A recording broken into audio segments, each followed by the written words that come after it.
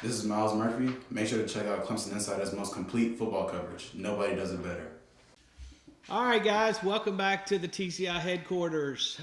We are going to do this for you every week as we get you ready for the next game for the Tigers. Just a, minor opening game, kind of ho-hum this year. But, we'll still try to break down some of the keys for the Georgia game and give you our predictions. Yeah. We'll do this every week for you.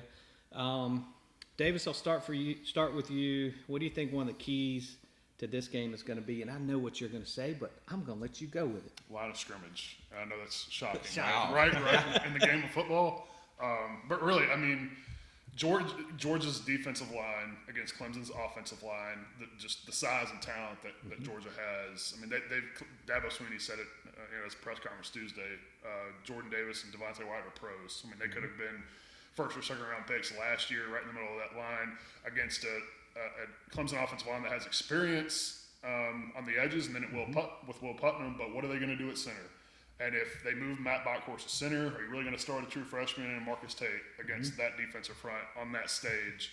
It's going to be interesting. But I mean, the biggest, and then on the other flip side of that, you got Clemson's defensive line against Georgia's offensive line, who has some experience too, but also is dealing with some uncertainty at center because their starting center dealt with a hand injury in camp, and there's some belief there that their Cedric Van Pran, who is a highly touted center a couple classes ago, is going to get a start as a redshirt freshman. So interesting matchup, and I just think this game is probably going to be dominated by both defensive lines, and then ultimately I think it's going to come down to which quarterback can go make a play and go win the game for you.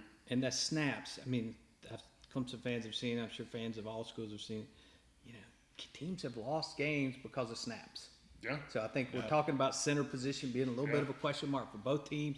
Both teams having, All-American defensive tackles staring them in the face when they're doing those snaps. That's going to be maybe a key to the game somewhere along the line for either one of the teams. And the key to that is neither one of these offenses want to be one-dimensional. Yep. You've got to keep those defenses honest, stay balanced.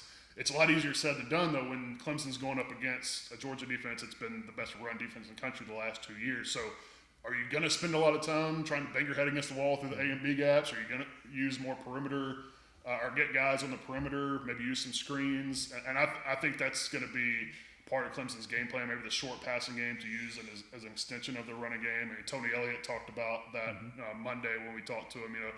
Get some guys out on the perimeter, you just use some more RPO stuff. Some different things to just make Georgia's front seven, in particular that defensive line, think about something else, think that something else is coming, where they can't just pin their ears back and get after DJ. Because if they're spending all that time in the backfield and DJ's having to run for his life, don't know if it's going to be a great scenario for I'm going to make a prediction here. Just knowing how Clemson's handled some of this in the past and knowing how good those big uglies are up front for Georgia, I think you're going to see Clemson increase the tempo and keep the same players on offense so that Georgia can't substitute, and try to run those big 300-pounders up and down the field a little bit. And if they can do that, then come second half, that'll pay some dividends. Yes. If you go out there and you run tempo and you're 3 and out, it doesn't do a bit of good. Exactly. So I think we're going to see them try to do that more. Clemson used to do that a lot with Chad Morris and haven't done that as much under the recent coordinators, but this is one of those games, especially first game of the year. You could roll out something like that and maybe catch the other team off guard. And on the flip side, I think you're going to see Georgia try to do that some as well. But one of the reasons they'll do it will be Brent Venables is known to try to get those signals in at the last minute. And we've seen teams. We saw Ohio State was successful trying to run things quickly so they don't have time to make those adjustments. So. Just something that we might see. Yeah, no, I'm with you. I think that's a good point. And I think on the other side, I think Clemson, both of these defensive lines have the advantage in the offensive line they're going against. And so I think if you're either offense, you want to do anything you can to sort of neutralize that, whether it be perimeter runs, running tempo, because these guys aren't robots at the end of the day, to your point. So depth is going to be important, particularly if these offenses do go tempo. Can you run guys in and out? And are you even able to do that if they're going that fast? Yep. So yeah, I mean, if Clemson could wear down Georgia's defensive front, and particularly that whole front seven, and then give yourself a chance to take some of those shots downfield. Yep. All right, Sam, what's one of your keys for the games?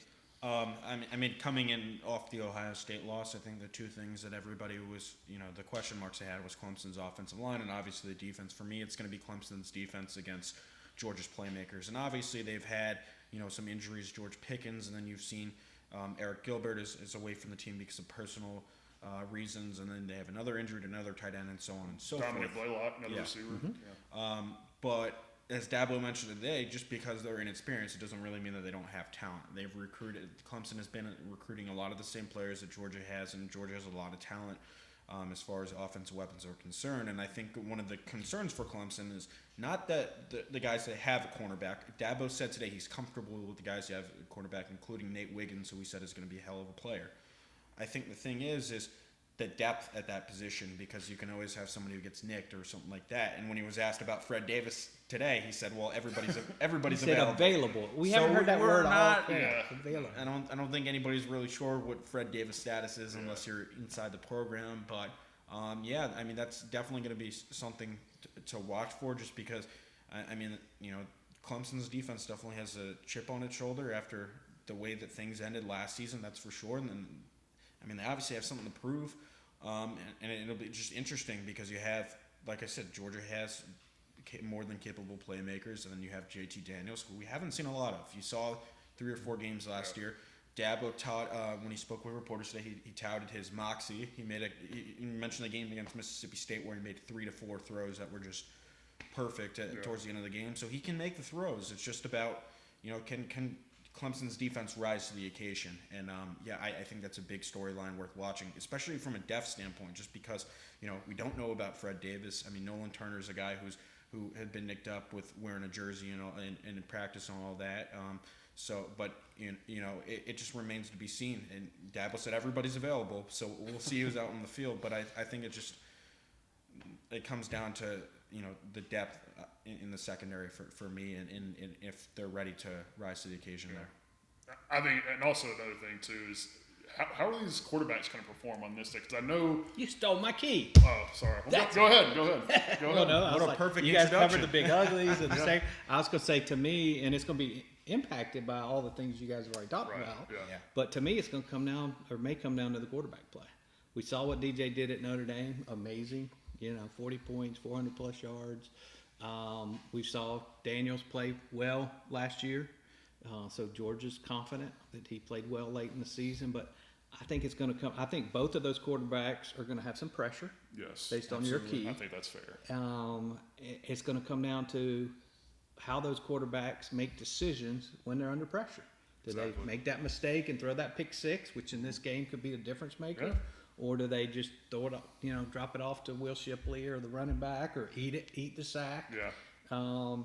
To me, I think the execution and as importantly, the decision making of those quarterbacks is going to be crucial. No, I'm with you. And I think one note related to that is mobility back there. Mm-hmm. JT Daniels is a pocket passer in the truest sense of the phrase. I mean, his rushing yardage for his career is like -200, so that's basically all sacks.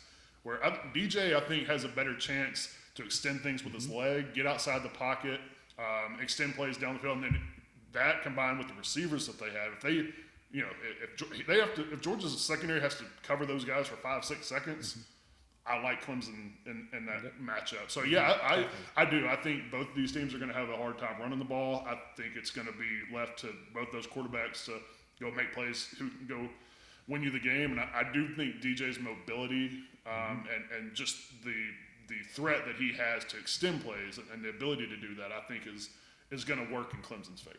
Quarterbacks look for Heisman moments. Everybody talks about that. This guy used to be a Heisman voter. Yes. Although this is the first game of the season, if one of these quarterbacks plays really well and leads their team to a win, that's an incredible Heisman moment. Absolutely. And both of these quarterbacks are already getting preseason Heisman buzz. So, whichever quarterback is on the winning team, I guess I should say, and you're correct, if they have a big hand and winning, making some of those plays down the stretch to win, I think they would probably move to the top of that Heisman favorite list after 1 week. All right, now we're going to put it all on the line. We're going out on the limb. We're getting all this talk. Now we're going to give you guys our predictions for what we're going to see Saturday night and our scores for how we think this one's going to turn out. Davis, I'm going to start with you. Okay. Put you on the hot seat first. I've gone back and forth on this, honestly. But I think it's, again, with the defenses that these teams are going to be putting on the field, the difficulty in trying to get anything going on the ground, I think it's going to be a quarterback game at some point. And I think that plays into the strengths of Clemson. I think their passing game is the strength right now.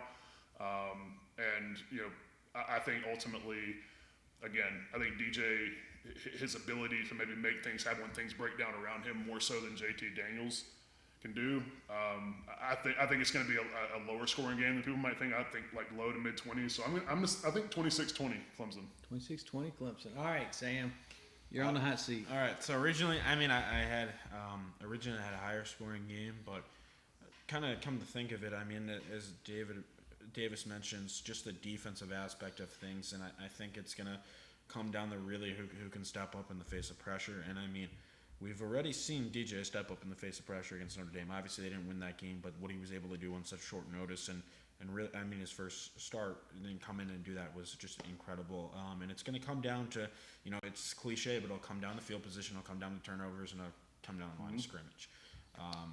And you know what? I kind of like Clemson's ability to take care of the football better than Georgia. And also, I mean, the lack of mobility from JT Daniels might play a factor in this as well. I don't think either team is going to be able to run the football terribly well, so I think that plays into Clemson's. If Clemson was able to run the football effectively, I think that would play in their favor. But I think they also have the edge when it comes to the passing game as well. So I like Clemson in this one. I like I said, I had a higher score earlier, but I kind of came down a little bit. So I'm going to say 27-22 Clemson. You guys are almost right there. Everybody knows I'm going to pick Georgia, right? Yeah. Robert never picks against Clemson. And I've been burning on that a couple times recently. I think one of the things you mentioned, first game of the year, there are going to be some mistakes in this game. The question is how many, who makes the most turnovers, who makes the bigger ones, fumble punts, just there's going to be some mistakes. I'm interested to see the crowd. Clemson usually has great crowds in Charlotte. I'm expecting Clemson to have a little advantage, but Georgia travels like crazy. Lots and lots of Georgia folks live in Charlotte area, so I think it's probably going to be 50-50, 60-40 crowd. Going to be just, and we haven't even talked about that. It's going to be awesome to see the stands full of fans, no mask, just out there, enjoying the game. Be a little bit life back to normal. Of course, you will be wearing the mask in the press box. Yep. I assume it's no mask in the crowd. I haven't heard that it is, but just having a full stadium is going to be awesome after what we went through last year. I think turnovers are going to be important. I think Justin Ross's play is going to be critical. Yep. They're going to play him a lot in the slot. I think they're going to try to use him a lot like Alabama did Smith last year, move him around. Georgia's going to know they're going to be trying to give him the ball. Alabama was able to move Smith around and still somehow, even though the opponent knew they were going to get the ball to him, they were able to get the ball to him. So when they do give him opportunities, hopefully he can catch the ball, make some plays. But even when they don't, I think Georgia's going to play with their defense and concentrate so much on stopping him that should open up some things for some of these other playmakers on the Clemson side. I'm going to go a little bit higher scoring than you guys, although my gut tells me probably not to. But you guys know my predictions. I'm usually the highest scored prediction out there. I think it's going to be defenses are going to play well, but I think offenses have enough talent, and I think we've seen with the Clemson defense they certainly had some issues at times last year. I'm going to go Clemson 34. Georgia 27. So we've all kind of got it around a touchdown game. Yeah. I'd be surprised if it was even more than one score, maybe 10 points. Yeah, one team. It'll be a lot of mistakes if it is that way. Probably one team makes too many mistakes, shoot themselves in the foot, and give some things away. You guys will hear this often. Dabo will talk. Getting back to the game week, things you'll hear each week, it's not about the opponent, it's about Clemson. Is Clemson going to beat Clemson? Right. This week, it's a little bit about the opponent as well, which a lot of weeks it's not. But I'll be interested to see what Georgia's defensive approaches against DJ. You know, because he doesn't have a ton of starting experience, just the 2 games. Yep. But he lit it up in those 2 games. He played against a pretty damn good defense in Notre Dame. Now, it's not Georgia, but it's pretty good defense nonetheless. So are they more aggressive? Do they come after him and maybe leave more one-on-ones on the outside, or do you sit back and try to see if your front four can get to the quarterback against Clemson as an offensive line? I think it's going to be a fascinating matchup to watch. Well, and I'm also just give you one more little nugget before we wrap this. I'm interested to see what Venables does against Georgia's offense. He's had all season to prepare. He's heard all the talk about how they didn't play well against Ohio State. He likes to come up with games like this, the bigger games, come out with some configuration that nobody's expecting. Don't know what that is. If I did, then we would be expecting it. But he's going to have some tricks that he's going to roll out there. Yeah. And I'm interested to see what they are. And he's got some athletes, so he can do some different things. But I'm interested to see what he puts out there. No, I think it's fair to say that JT Daniels is going to see the kitchen sink. He's going to see some pressure. Yeah. Some wrinkles in there for sure. A lot. All right, guys. So we got 3 Clemson picks here. We're the opposite of what you're going to hear probably Saturday morning from the game day crew. I think Herb Street might go Clemson, but I kind of doubt it. But I think everybody else is probably going to go Georgia. Truth be told, none of us know. We're going to find out about midnight, 11 o'clock Saturday night. This game could certainly go either way. That's why they play the games, right? It's going to be exciting. It's going to be awesome. For how week 1 games go, Clemson will find out a lot more about itself than it would if they were playing any other opponent. Okay, so. Dabo. Didn't Dabo say that today? But said you will. Something they will similar. find out. It's true. Find out a ton. We'll find out a ton. We'll have it all covered for you: the good, the bad, and the ugly. And hopefully, there's a lot more in the good camp. Stay tuned to Clemson Insider for the most complete coverage of Clemson athletics and recruiting. This is BT Potter. Make sure to check out the Clemson Insider's most complete football coverage. Nobody does it better.